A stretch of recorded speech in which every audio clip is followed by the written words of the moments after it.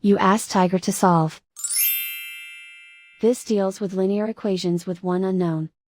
The final result is p equals 4. Let's solve it step by step. Simplify the expression. Expand the parentheses. Simplify the arithmetic. Group like terms. Simplify the arithmetic.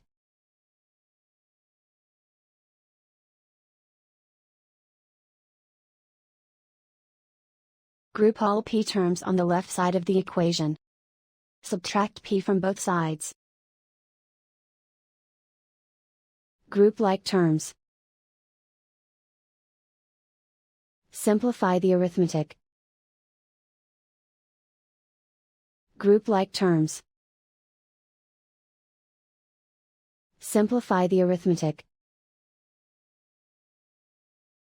Group all constants on the right side of the equation. Subtract 7 from both sides. Simplify the arithmetic.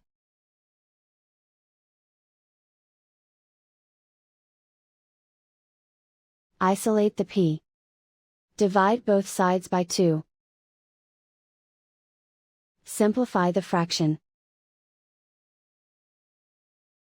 Find the greatest common factor of the numerator and denominator. Factor out and cancel the greatest common factor.